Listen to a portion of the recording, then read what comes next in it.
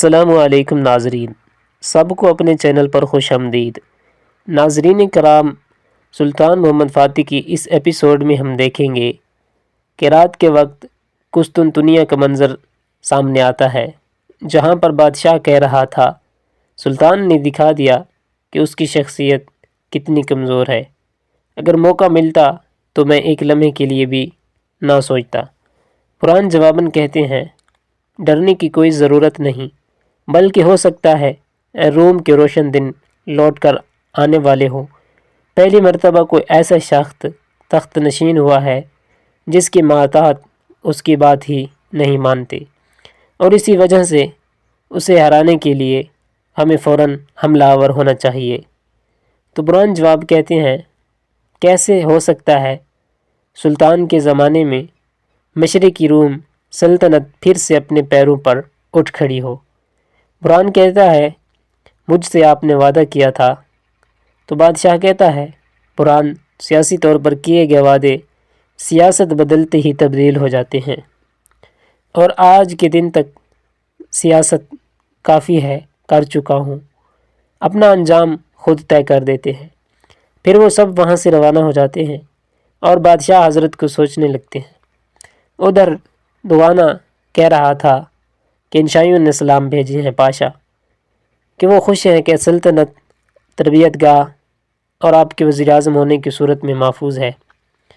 تو خلیل پاشا کہتے ہیں ان کا شکریہ، اب جب پریشانی کی کوئی وجہ نہیں رہی تو آپ اس حال میں کیوں نظر آ رہے ہیں؟ پوچھتے ہیں، پھر مزید کہتے ہیں کہ آج آپ کے سامنے جو سلطنت ہے آپ خوش نہیں ہیں؟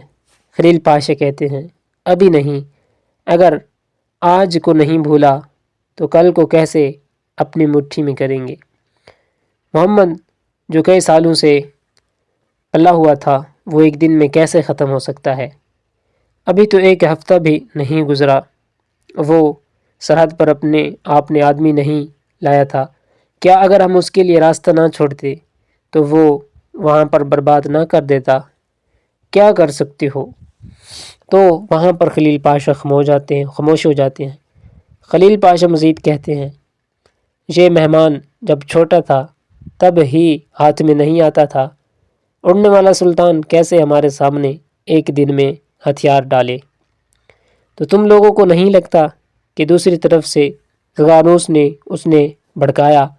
زغانوس نہیں جانتا کہ محمد کے بغیر وہ کچھ بھی نہیں کرتا۔ تم لوگوں کو لگتا ہے کہ شہاب الدین زیادہ عقل مند ہے، وہ صرف ان کا آقا ہے۔ تم لوگ سوچتے نہیں کہ کیسے عثمانیوں کی اقتصادی وہ مشہور ہوا، تو وہ محمد کی بات کر رہے ہیں۔ تو پہل میں قدم رکھنے کے بعد، اور جس نے آدھی رات کے وقت مارون کے سربراہ کو بلایا، ہم اس محمد کی بات نہیں کر رہے جس کا پہلا کام حرم سے اپنے لیے کوئی وہ تلاش کرنا ہوتا۔ کیا تم لوگ سلطان کو شکست دینا چاہتے ہو؟ پہلے اس سے جاننا ہوگا کہ یہ بات سمجھنی ہوگی کہ وہ ابھی تک 12 سالہ بچہ نہیں ہے، اس کا پیشہ ورانہ جذبہ ہے۔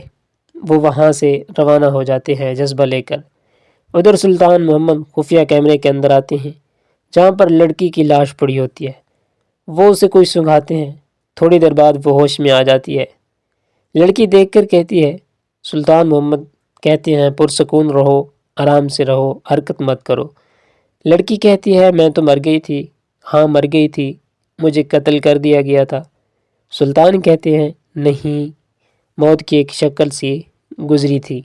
ہر جینے والا شخص جنگ کے میدان میں اترتا ہے، احساس رکھنے والی عورت کبھی بھی زندہ نہیں رہ سکتی۔ ہم نے دکھا دیا کہ آپ کے کہنے کا کیا مطلب لیا جائے۔ وہ لڑکی بہت حیران تھی۔ سلطان محمد کہتے ہیں تمہاری پھانسی قریب تھی۔